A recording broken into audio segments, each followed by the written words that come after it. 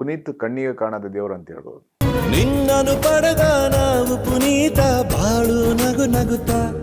ಕೆಲವು ಅನೇಕ ಜನ ನಾಯಕ ನಟರು ನೋಡ್ತಾ ಇದ್ವಿ, ಅವ್ರು ಹೋದ್ರೆ ಸೌಂಡೇ ಬೇರೆ, ಆ ಸೌಂಡೇ ಬರ್ತಾ ಇದ್ದಿಲ್ಲ. ಅವರು ಒಂದು 4-5 ಜನ ನಟರು ಬಿಟ್ರೆ ಕನ್ನಡ ಸಿನಿಮಾ ಇವತ್ತು ನೆಲ ಕಚ್ಚಿ ಹೋಗಿದೆ. ಅಪ್ಪು ಒಡನಾಟಿಗಳ ಹೃದಯದಾಳ, ರಾಜಕುಮಾರನ ಹುಟ್ಟುಹಬ್ಬ, ಹೃದಯವಂತ ಅಜರಾಮರ. ಪುನೀತ್ ಕಣ್ಣಿಗೆ ಕಾಣದ ದೇವರು ಅಂತ ಹೇಳ್ಬೋದು. ಅವರ ಸರಳತೆ, ಸಜ್ಜನಿಕೆ, ಅವರು ಮಾಡ್ತಾ ಇರುವಂಥ ಸಹಾಯ ಇದೆಯಲ್ಲ ಜನರಿಗೆ, ಅದು ಯಾವತ್ತೂ ಸಹ ಈಚೆಗೆ ಬಂದಿಲ್ಲ. ಕಣ್ಣು ಹಿಂದೆಯೇ ನಡೆದಿರುವಂಥದ್ದು ಸಹಾಯಗಳು ಜನರಿಗೆ, ನಾನು ಕಣ್ಣಾರೆ ನೋಡಿರುವಂಥದ್ದು. ಪುನೀತ್ ಮತ್ತು ನಮ್ಮ ಸಂಬಂಧ ಅದು ಯಾರೂ ಹೇಳೋಕ್ಕಾಗಲ್ಲ. ಹೆಚ್ಚು ಕಮ್ಮಿ 2005ನೇ ಇಸ್ವಿಯಲ್ಲಿ ನಾವು ಹಾಸನಕ್ಕೆ ಒಂದು ಕಾರ್ಯಕ್ರಮಕ್ಕೆ ಒಟ್ಟಿಗೆ ಹೋಗಿದ್ವಿ. ನಾನು, ವಿ.ಕೆ. ಮೋಹನ್ ಅವರು, ಶಿವಾನಂದ ಶೆಟ್ಟರ್, ನಾವೆಲ್ಲ ಸ್ನೇಹಿತರು ಒಂದು 60-70 ಕಾರಲ್ಲಿ ಬೆಂಗಳೂರಿಂದ ಹಾಸನಕ್ಕೆ ಹೋಗಿದ್ದೀವಿ ಒಂದು ಕಾರ್ಯಕ್ರಮಕ್ಕೆ. ಅಲ್ಲಿ ಬರಬಾರ್ದಂತ ತುಂಬ ಬೆದರಿಕೆ ಹಾಕಿದ್ರು. ಆ ಸಂದರ್ಭದಲ್ಲಿ ಪಾಪ ಏನೇ ಹೇಳಿದ್ರು ಅವ್ರು ಮಾತು ಕೊಟ್ಟಿರೋ ಪ್ರಕಾರ ನಮ್ಮ ಜೊತೆಗೆ ಬಂದರು. ರಿಸ್ಕ್ ಇದೆ ಅಂದರೆ ಬರಲ್ಲ.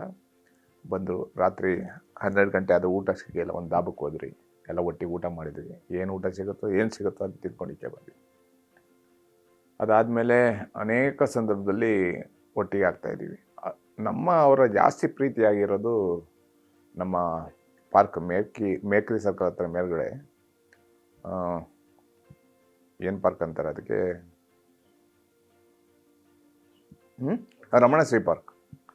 ಡೈಲಿ ನಾನು ವಾಕ್ ಹೋಗ್ತೀನಿ ಬೆಳಿಗ್ಗೆ, ಅವರು ವಾಕ್ ಬರ್ತಾರೆ.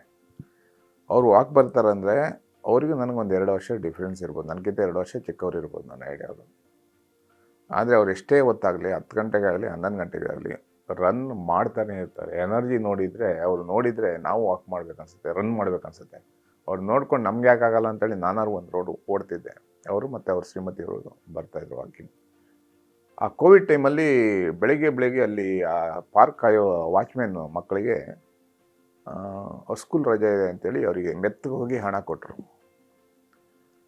ನಾನು ಹೇಳಿದೆ, ನೋಡಿ ಲಕ್ಷ್ಮಿ ಬರೋದಂದ್ರೆ ಹೀಗೇನೆ, ಗೊತ್ತಿಲ್ಲದೇನೆ ಲಕ್ಷ್ಮಿ ಬರ್ತಾರಲ್ಲ ಅಂತೇಳಿ ಅಂದೆ ಅವ್ರ ಎದುರುಗಡೆ. ಸೈಕಲ್ ತೊಗೊಳ್ಲಿಕ್ಕೆ ಮಕ್ಕಳು ಸುಮ್ಮನೆ ಕೂತ್ಕೋಬಾರ್ದು, ಸೈಕಲ್ ತೊಗೊಂಡು ಆಟ ಆಡಲಿ ಅಂತೇಳಿ ಕೊಟ್ಟರು. ತುಂಬ ಖುಷಿಯಾಯಿತು. ಸಂಜೆ ಬರುವಾಗ ಬೇಲ್ಪುರಿ ತಿಂದೀವಿ. ಆ ಮೇಕ್ರಿ ಸರ್ಕಲ್ ಸೈಡಲ್ಲಿ ಒಂದು ಒಳ್ಳೆ ಬೇಲ್ಪುರಿ ಮಾಡ್ತಾರೆ. ನಾನು ತಿಂದ್ಬಿಟ್ಟು ಪುನೀತ್ ಅವರು ಇದ್ದಾರೆ ಅಂತ 2 ಬೇಲ್ಪುರಿ ತೊಗೊಂಡು ಬಂದೆ. ಸರ್ ತಿಂತೀರಾ ಸರ್ ಕೇಳಿದೆ ಬೇಲ್ಪುರಿ. ಶೆಟ್ಟರ್ ನನಗೆ ತುಂಬ ಇಷ್ಟ ಇದೆ ಅಂತಾರೆ ಅಂತೇಳಿ ತೊಗೊಂಡ್ರು. ಬೇಲ್ಪುರಿ ತೊಗೊಂಡ್ರು. ತುಂಬ ಖುಷಿ ಆಯ್ತು ನನಗೆ ಈ ಥರನೇ ತಿನ್ನೋ ಶೆಟ್ಟರ್ ನಾನು ಅಂತಂದು. ಆಮೇಲೆ ಒಂದಿನ ನಾವೆಲ್ಲ ಮಾತಾಡ್ತೇವೆ, ಸಂಘಟನೆ ಬಗ್ಗೆ, ಇತಿಹಾಸದ ಬಗ್ಗೆ ಎಲ್ಲ ಮಾತಾಡ್ತಾ ಹೋದ್ರಿ. ಅವರು 2 ರೌಂಡು ತುಂಬ ಡೀಪಾಗಿ ಡಿಸ್ಕಷನ್ ಮಾಡಿದರು ನಮ್ಮ ಜೊತೆಗೆ. ಮಾಡಿ ಆದಮೇಲೆ ಅವ್ರ ಜೊತೆ ಅವರ ಬಾಡಿಗಾರ್ಡ್ ಒಬ್ಬ ಭೀಮಾ ನಾಯ್ಕ್ ಅಂತ ಡೈಲಿ ಬರ್ತಾನೆ. ಅವನು ಮಾಡ್ತಾನೆ. ನಾನು ಕೇಳಿದೆ ಅವನಿಗೆ, ಏನಪ್ಪ ಎಷ್ಟು ಸಂಬಳ ಕೊಡ್ತಾರಪ್ಪ ಅಂತ ಕೇಳಿದೆ. 25,000 ಸಂಬಳ ಕೊಡ್ತಾರೆ ಸರ್.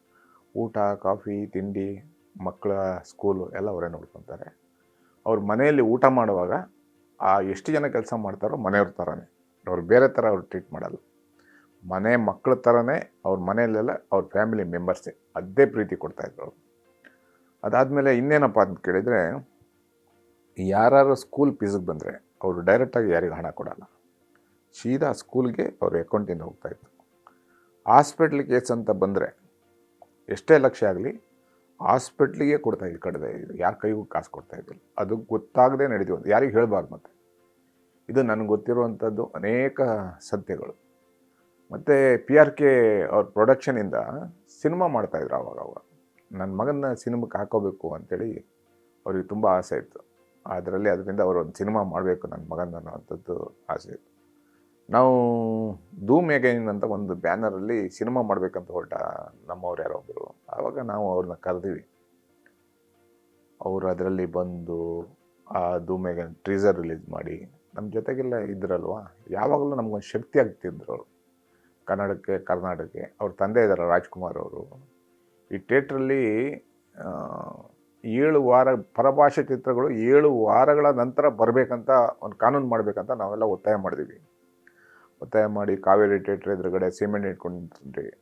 ಆಮೇಲೆ ಮೆಷಿಕಲ್ಲಿ ಅಭಿನಯ ಥಿಯೇಟ್ರ್, ಅದ್ರದ್ದು ಗ್ಲಾಸ್ ಹೊಡೆದು ಒಂದು ಹುಡುಗನ ಕೈ ನರನೇ ಕಟ್ಟಾಗಿತ್ತು.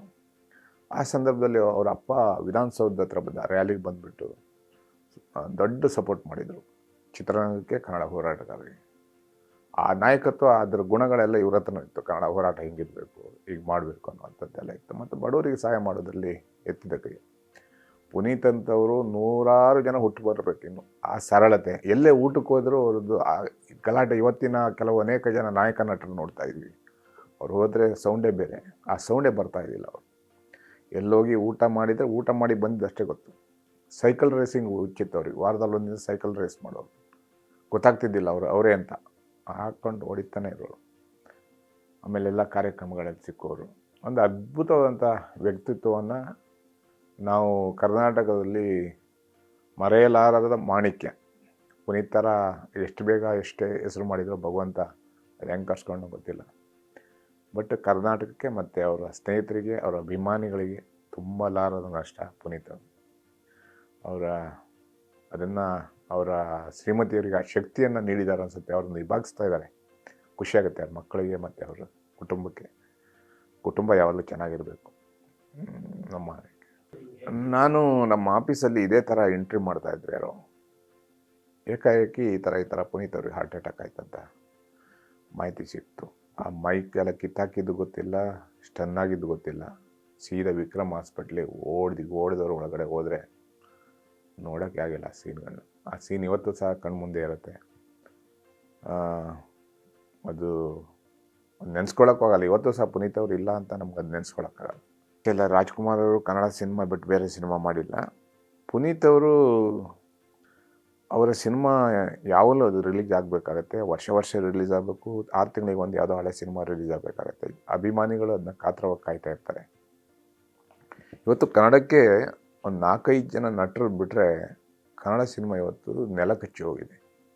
ಅದನ್ನು ಮೇಲೆತ್ತುವಂಥ ಕೆಲಸ ನಾವು ಕನ್ನಡಿಗರು ಮಾಡಬೇಕಾಗಿದೆ. ಇವತ್ತಿನ ಕಳಪೆ ದರ್ಜೆಯ ಕೆಲವು ಸಿನಿಮಾಗಳಿಂದ, ಆಮೇಲೆ ಈ ಸೋಷಿಯಲ್ ಮೀಡಿಯಾದಲ್ಲಿ ಎಲ್ಲ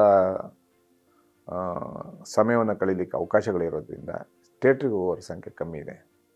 ಆದ್ದರಿಂದ ಕನ್ನಡ ಸಿನಿಮಾವನ್ನು ಉಳಿಸ್ಬೇಕು. ಕನ್ನಡ ಸಿನಿಮಾವನ್ನು ಬೆಳೆಸೋದ್ರ ಮುಖಾಂತರ ಕನ್ನಡಕ್ಕೆ ಶಕ್ತಿಯನ್ನು ಕೊಡುವಂಥ ಕೆಲಸ ಚಿತ್ರರಂಗದ ಮುಖಾಂತರನೂ ಆಗಬೇಕಾಗುತ್ತೆ. ಯಾರು ಒಳ್ಳೆಯ ನಟ ಇದ್ದಾನೆ, ಯಾರು ಹೀರೋಯಿನ್ ಇದ್ದಾರೆ, ಯಾರಿಗೆ ಯಾವ ಕಲೆಗೆ ನಾವು ಪ್ರೋತ್ಸಾಹ ಮಾಡಬೇಕಂತ ಒಳ್ಳೆಯ ಉದ್ದೇಶವನ್ನು ಇಟ್ಕೊಂಡು PRK ಅವರು ಪ್ರಾರಂಭ ಮಾಡಿದ್ದು. ಅನೇಕ ಸಿನಿಮಾಗಳನ್ನು ತೊಗೊಂಬಂದರು, ಅನೇಕರಿಗೆ ಅದರಲ್ಲಿ ಶಕ್ತಿಯನ್ನು ತುಂಬಿದರು. ನಿಜವಾಗಲೂ ಆ ಸಂಸ್ಥೆ ಇವತ್ತು ಮಾಡ್ತಾ ಇದ್ದಾರೆ. ಆದರೂ ಆ ಮಟ್ಟದಲ್ಲಿ ಪುನೀತ್ ಅವರು ಇದ್ದಿದ್ದರೆ ಇಡೀ ಕರ್ನಾಟಕದಲ್ಲಿ ದೊಡ್ಡ ಶಕ್ತಿಯಾಗಿ ಬೆಳೀತಾ ಇತ್ತು. PRK ಅನ್ನುವಂಥ ಹೆಸರಿಗೆ ಪುನೀತ್ ಅವರ ಒಂದು ಹೆಸರಿಗೆ ದೊಡ್ಡ ಶಕ್ತಿ ಇತ್ತು. ಬೆಳೀತಾ ಇನ್ನೂ ಅವರು ಶ್ರೀಮತಿಯವರು ಮಾಡ್ತಾ ಇದ್ದಾರೆ. ಆ ಸಂಸ್ಥೆನೂ ಬೆಳಿಬೇಕು, ಕನ್ನಡ ಚಿತ್ರರಂಗ ಬೆಳಿಬೇಕು, ಕನ್ನಡಕ್ಕೆ ಹೊಸ ಪ್ರತಿಭೆಗಳು ಬರಬೇಕು. ಇವತ್ತಿನ ಚಿತ್ರರಂಗ ತುಂಬ ಕಾಂಪಿಟೇಷನ್ ನಡೀತಾ ಇದೆ. ಅದರಲ್ಲಿ ಕನ್ನಡ ಚಿತ್ರರಂಗವನ್ನು ಚಿತ್ರರಂಗ ಉಳಿಸುವಂಥದ್ದು ಪ್ರತಿಯೊಬ್ಬ ಕನ್ನಡಿಗನ ಮೇಲೆ ಜವಾಬ್ದಾರಿ ಇದೆ. ಅದಕ್ಕಾಗಿ ಹೊಸ ಸಿನಿಮಾ ಬಂದರೆ ವಾರದಲ್ಲಿ 2-3 ಸಿನಿಮಾ ಆದರೂ ನಾವು ಹೋಗಿ ಥಿಯೇಟ್ರಲ್ಲಿ ಹೋಗಿ ನೋಡ್ತೀವಿ. ಅದನ್ನೆಲ್ಲರೂ ಸಹ ಅಭ್ಯಾಸ ಮಾಡಿಕೊಂಡ್ರೆ ಒಳ್ಳೆಯದು. ಅವಾಗಲೇ ಹೇಳಿದೆ, ಅವ್ರ ಸೇವೆಗಳ ಬಗ್ಗೆ, ಹಾಸ್ಪಿಟ್ಲದು ಸ್ನೇಹಿತರಿಗೆ ತೊಂದರೆ ಆದರೆ ಓಡುವಂಥದ್ದು, ಅವ್ರ ಜೊತೆಲಿರುವಂಥ ಪಡೆಗೆ ಏನಾದರೂ ತೊಂದರೆ ಆದರೆ ನೀವು ನೋಡಿದ್ದೀರಾ ಅನೇಕ ಸಂದರ್ಭದಲ್ಲಿ. ಆ ಹ್ಯಾರಿಸ್ ಅವರ ಮಗ ಇವರಿಗೆ ಹೊಡೆದವಾಗ ಅವ್ರ ಕೋಪ, ಅವ್ರ ಮನೆ ಹತ್ರ ನಮ್ಮ ಹ್ಯಾರಿಸ್ ಅವ್ರ ಮಗ ನಲ್ಪಾಡ್ ಅವ್ರ ಮನೆ ಹತ್ರ ಹೋದಾಗ ಅವ್ರಿಗೆ ಕೋಪ ಬಂದು ಅವ್ರ ಮನೆ ಹತ್ರ ಹೋಗಿ ಅವ್ರು ಕಾಲಿಡಿದ್ರು ನಲ್ಪಾಡ್. ಆವಾಗ ಅವ್ರಿಗೆ ಆ ಕೋಪ ಆದರೂ ಕೋಪ ಇತ್ತು ಅವ್ರ ಮೇಲೆ. ಆ ರೀತಿ ಸ್ನೇಹಿತರಿಗೆ ತೊಂದರೆ ಆದರೆ ನಿಲ್ಲುವಂಥವ್ರು. ನಾವು ಕರ್ನಾಟಕ ರಕ್ಷಣಾ ವೇದಿಕೆಯಿಂದ ರಾಜ್ಕುಮಾರ್ ಅವರ ಸಮಾಧಿ ಒಂದು ಅಭಿವೃದ್ಧಿ ಆಗಬೇಕಂತೇಳಿ ದಣಿ ಕೂತೀವಿ.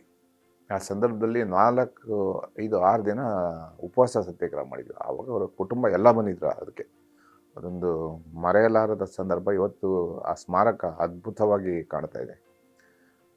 ಅದಕ್ಕಾಗಿ ಕನ್ನಡ ಹೋರಾಟಗಾರರಿಗೂ ರಾಜ್ಕುಮಾರ್ ಫ್ಯಾಮಿಲಿಗೂ ಒಂದು ಒಳ್ಳೆಯ ಸಂಬಂಧ ಇತ್ತು.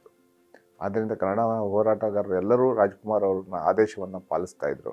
ಅವ್ರು ಕೊಟ್ಟಿರುವಂಥ ಸಿನಿಮಾಗಾರು, ಅವ್ರ ಕುಟುಂಬದವರೆಲ್ಲ ಕೊಟ್ಟಿರುವಂಥ ಸಿನಿಮಾನು ಒಳ್ಳೊಳ್ಳೆ ಸಿನಿಮಾನೇ, ಜನಕ್ಕೆ ಸಂದೇಶವನ್ನು ಸಾರುವಂಥ ಸಿನಿಮಾವನ್ನು ಕೊಟ್ಟಿದ್ದಾರೆ. ಆದ್ದರಿಂದ ತಾಯಿಯನ್ನು ಪ್ರೀತಿ ಮಾಡುವಂಥದ್ದು, ಹೆಂಡತಿಗೆ ಗೌರವ ಕೊಡುವಂಥದ್ದು, ಈ ರೀತಿ ಸಿನಿಮಾಗಳನ್ನು ತೋರಿಸೋದ್ರ ಮುಖಾಂತರ ಜನಪರ ಸೇವೆ, ನಾಡಪರ ಸೇವೆಯಾಗಿ ಮಾಡ್ತಾಯಿದ್ರು.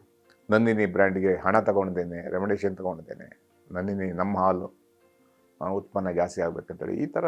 ಮತ್ತು ಕಾಡಿನ ಬಗ್ಗೆ ಅವ್ರಿಗೆ ಇರುವಂಥದ್ದು, ಪ್ರಾಣಿಗಳ ಬಗ್ಗೆ ಇರುವಂಥದ್ದು, ಜಲದ ಬಗ್ಗೆ ಅತ್ಯಂತ ಗೌರವವನ್ನು ಇಟ್ಕೊಂಡಂಥವ್ರು ಪುನೀತ್ ರಾಜ್ಕುಮಾರ್.